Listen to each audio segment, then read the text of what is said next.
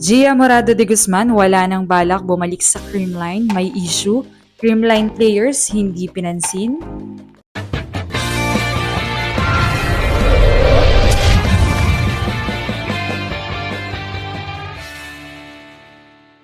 What's up, Volleyball Nation? Welcome back to my YouTube channel. Narito ako para magbigay sa inyo ng updates tungkol sa mundo ng volleyball. Pero bago yan, don't forget to subscribe and hit the notification bell para updated ka sa aking mga videos.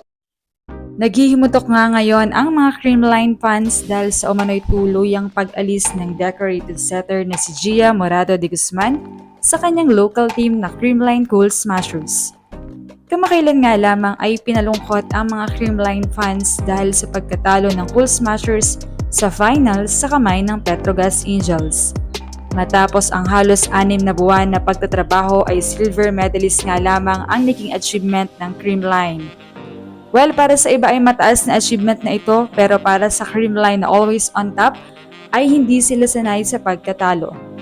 Pero still, sila pa rin ang may most number of championship titles simula nang naging professional league ang PBL. Matapos nga ang championship match ay inanunsyo na rin ni Bernadette Pons ang kanyang pag-alis sa Creamline Indoor Volleyball Team dahil nais niyang magbalik serbisyo sa beach volleyball. Isa nga itong pagsubok para sa CCS dahil malaking ambag at role nga ang ginampanan ni MB Pons sa Creamline para sa ilang conferences. Samantala ay ginigimbal naman ngayon sa social media ang bali-balitang pag-alis ni Gia de Guzman at hindi na pag-renew sa Creamline pagkatapos ng kanyang Japan stint. Last reinforced conference nga ay present pa si Gia para suportahan ang kanyang team matapos ang season niya sa Japan. At dito rin niya inanunsyo ang kanyang pagbibigay serbisyo sa national team kung saan naging matagumpay nga ang kampanya nila mula sa kanyang leadership. Samantala, matapos nga ito ay balik Japan muli para sa isang season ng Japan V-League. Matatandaan ding sinabi ng ilang players na tuwing December daw nagtatapos ang kontrata ng mga Cool Smashers. Kaya naman baka raw hindi na nag-renew si Gia sa team last December. Dahil simula noon ay wala na siyang ipinapakitang suporta sa kanyang team Creamline. Kahit nitong nakamit ng CCS ang silver ay wala siyang story.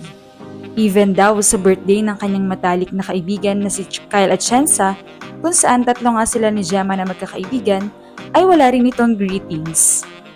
Lalo pang lumakas ang haka-haka na wala na nga ito sa pangangalaga ng Ribisco nang mag-post ng isang shady story ang kanyang asawa na si Miguel de Guzman, kung saan ang Akari at Petrogas lamang ang binati nito at kinaligtaan pa ang Creamline. Komento ng mga fans, hindi ba dapat i-recognize niya rin ang naging matagal na team ng kanyang asawa? Mayroon ba raw namumuong tensyon sa pagitan ni Gia de Guzman at ng Creamline management? Well, ayon naman sa mga post ni Mother Lily na isang reliable insider, ay focus pa rin daw si Gia sa national team after ng kanyang Japan contract na matatapos nga sa May.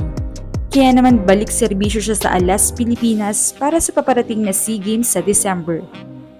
Kung totoo man ang ibang team na lilipatan ni Gia ay hindi na Creamline o ang kanyang babalikan ay hindi na Creamline, sana naman daw ay huwag na sa Akari.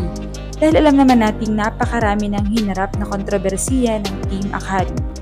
Sa tingin nyo, ka-Volleyball Nation, si Gia nga ba ay aalis na ng Creamline at lilipat na ng ibang team? I-comment mo na sa ibaba ang iyong komento. Thank you for watching and don't forget to subscribe.